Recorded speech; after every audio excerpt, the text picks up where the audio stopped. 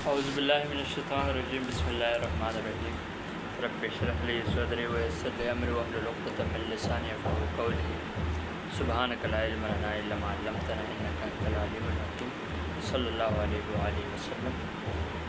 अच्छा जी, हमारा first chapter respiration, second year biology, first chapter respiration आज हम स्टार्ट करेंगे।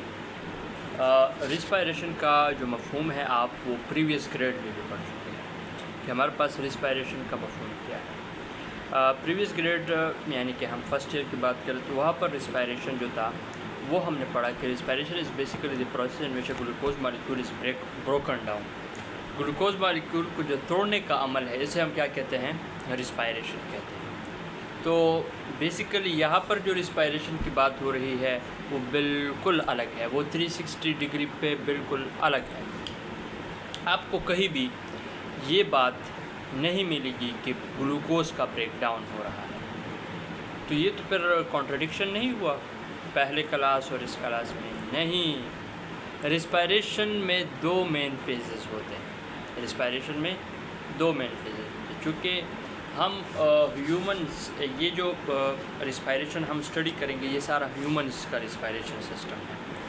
तो इसमें दो होते हैं, एक प्रोसेस होता है एक को कहते हैं एरोबिक रिस्पायरेशन, एक को कहते हैं इनएरोबिक रिस्पायरेशन। और ह्यूमंस आर एरोब्स, हम क्या हैं सब, हम एरोब्स हैं। हम जो रिस्पायरेशन हमारे अंदर होती है वो in the presence of oxygen होती है, ये बात तो हम सब जानते हैं।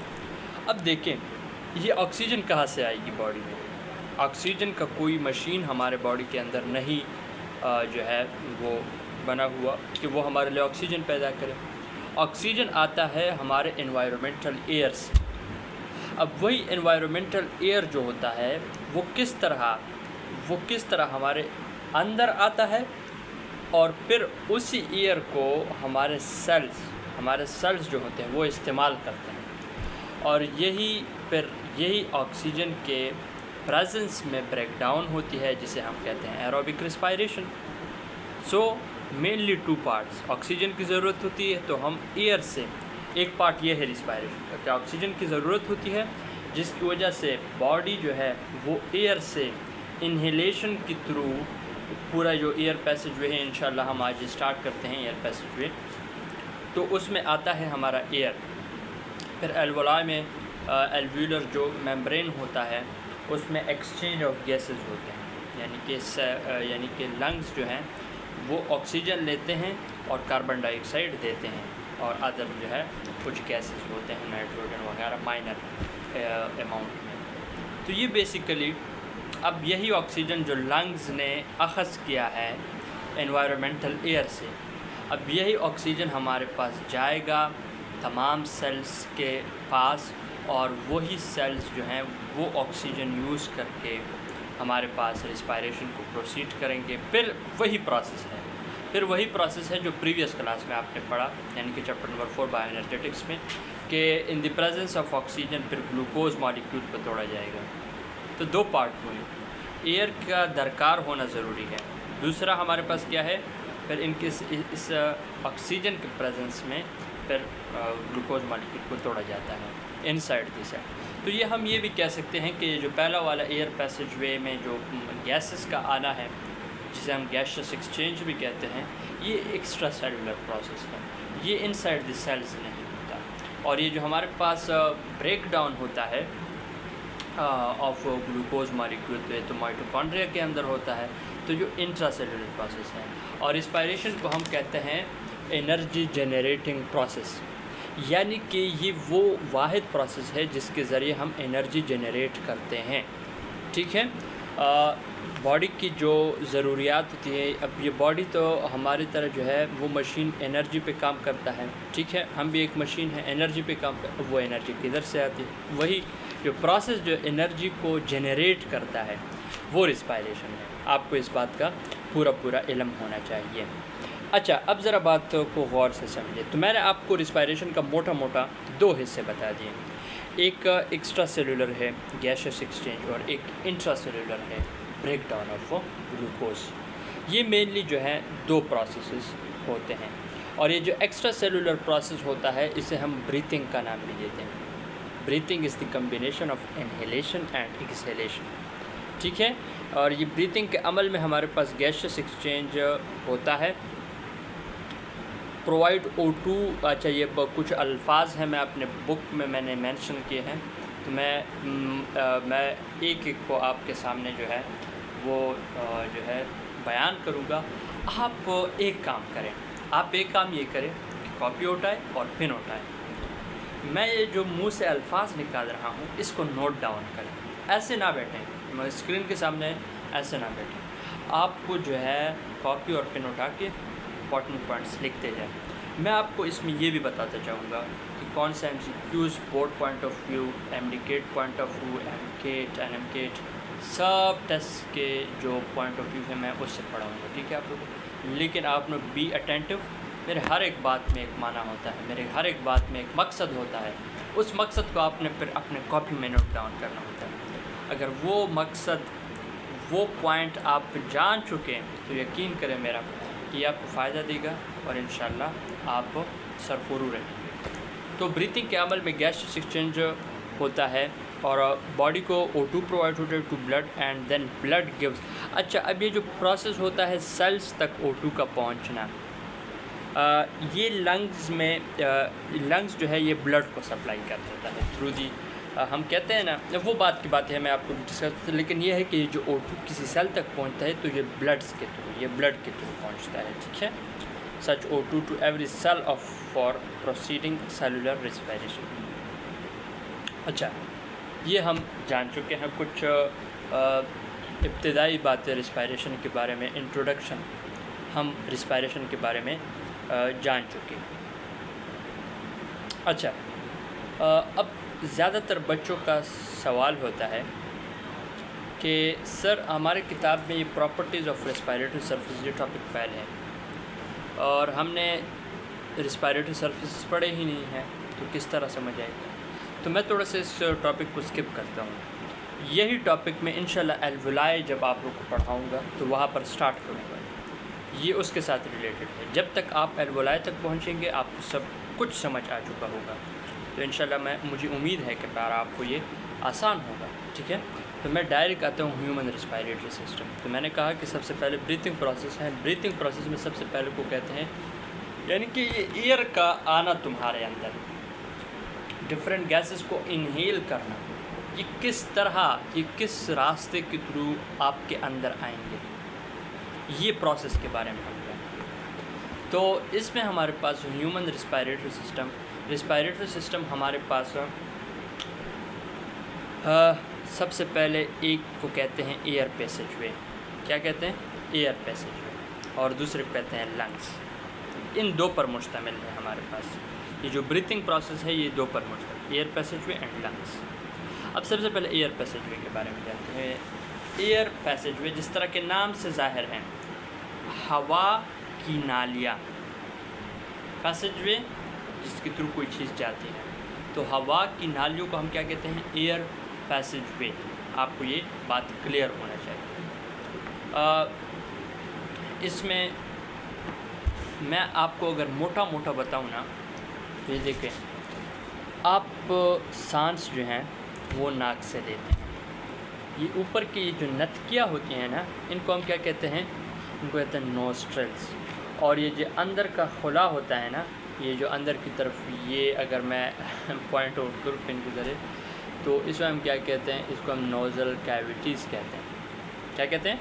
नोज़ल कैविटीज़ कहते हैं। और अगर हम थोड़ा सा ऊपर आ जाएं, इस बोन के बाद ये नोज़ल कैविटीज़ ओपन हो जाती है फेरिंग्स। किस चीज़ में? फेरिंग्स में। और यही फेरिंग्स जो है हमारे पास लीड टूवर्ड्स लेरिंग्स।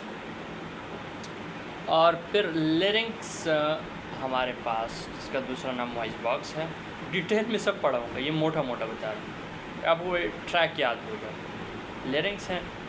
लेरिंग्स के बाद कुछ 16 से 20 सेंटीमीटर एक पाइप है, जिसे हम सी शेप्ड कार्टिलेज रिंग से बना हुआ है, जिसे हम कहते हैं ट्रैकिया। क्या कहते हैं? ट्रैकिया कहते हैं। और फिर इसी ट्रैकिया के बाद ये trachea divides into two left and right bronchi. ये ट्रैकिया हो गया, ये ट्रैकिया हो गया, ठीक है। फिर ये हमारे पास क्या है, राइट ब्रोंकाई है एंड ये left bronchi, and these bronchi further divides into bronchioles and these bronchioles terminates, ये दोनों लेफ़्ट bronchioles भी और राइट bronchioles भी, ये फर्दर जो है फिर हमारे पास bronchioles टर्मिनेट हो जाते हैं, एक सैक शेप बना देते हैं, सैक लाइक स्ट्रक्चर बना देते हैं जिसे हम एयर सैक कहते हैं। और ये air sac is the combination of या बंच ऑफ एल्वोलाई होता है। ग्रेप्स का एक गुच्छा, अगर आप लोगों ने कभी देखा हो बंच ऑफ ग्रेप्स, उसी तरह ही एल्वोलाई जो है वो गोल टाइप स्ट्रक्चर होते हैं, बंच फॉर्म में जो है वो अरेंज होते हैं। ये मोटा मोटा फिर वह एल्वोलाई में हमारे पास जो गैसेस हमने इनहेल किए होते हैं वो एक्सचेंज होते हैं लंग्स के साथ। लंग्स उसके बदौलत उसके बरकस CO2 देता है और ये जो है हमारे पास O2 देता है। ये मोटा मोटा हो गया, ठीक है। इसमें इतनी बातें हैं, अगर मैं अब एक एक को एक्सप्लेन करूँ, ठीक है, तो अल्लाह मुझे तौफीक दे। तो ह्यूमन रेस्पिरेटरी सिस्टम, मेरे अपने नोट्स हैं, मैं उससे थोड़ा सा जो है आप लोग को कुछ रिव्यू देता चलूँगा, ठीक है।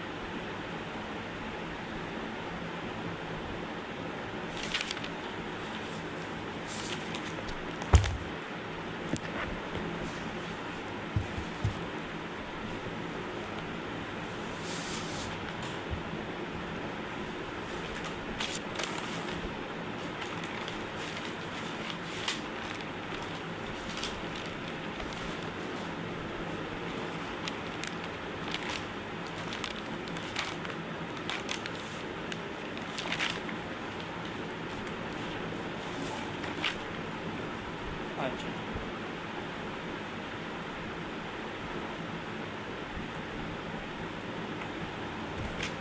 आपको जैसा मालूम है कि हमारे पास ये जो नोस्ट्रल्स हैं ये विजिबल पार्ट है कि नहीं, ये सारा रिस्पायरेटरी ट्रैक्ट मैं आप लोग को बता चुका हूँ, एयर पैसेजवे, इसको रिस्पायरेटरी ट्रैक्ट भी कहते हैं। ट्रैक्ट रास्ते को कहते हैं, रिस्पायरेटरी ट्रैक्ट में इसको कहते हैं एयर पैसेजवे। और अगर MCQs आ गया, there is any difference between air passageway and respiratory tract, तो आप लोगों ने बताना है बोथ आर सेम, ये दोनों एक ही चीज़ के दो नाम हैं, ठीक है। ये जो नोस्ट्रल्स हैं ना, ये जो नथकियाँ हैं, ये एयर पैसेजवे या रिस्पायरेटरी ट्रैक्ट का विजिबल पार्ट है। क्या है? विजिबल पार्ट है। विजिबल पार्ट जानते हैं, इसको हम अपने आंखों से देख सकते हैं, ठीक है, एक बात। और दूसरी बात कि हमारे पास सिस्टम किसे कहते हैं, ह्यूमन रेस्पिरेटरी सिस्टम।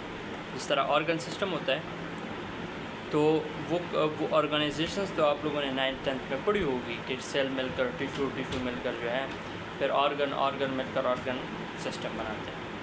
तो इट मीन्स दैट हमारे पास रिस्पायरेटरी सिस्टम है। ये एक सिस्टम है जो डिफरेंट कम्बिनेशन ऑफ ऑर्गन से बनती है, यानी कि ऑर्गन्स मिलकर सिस्टम बनाते हैं, ऑर्गन सिस्टम। तो रिस्पायरेटरी जो है सिस्टम, ये क्या है, एक ऑर्गन सिस्टम है जिसमें मुख्तलिफ ऑर्गन्स विद कोऑर्डिनेशन मिलकर काम करते हैं एंड मेक, और ये हमारे पास क्या बनाते हैं, ये हमारे पास एक काम परफॉर्म करते हैं। मुख्तलिफ ऑर्गन्स, लेट्स सपोज ये कुछ ऑर्गन्स है और ये कुछ ऑर्गन्स हैं, आपस में मिलकर, इसे कहते हैं कोऑर्डिनेशन, एक दूसरे के एहसासात और जज्बात को जानकर आप इसमें काम करते हैं। और ये काम क्यों करते हैं?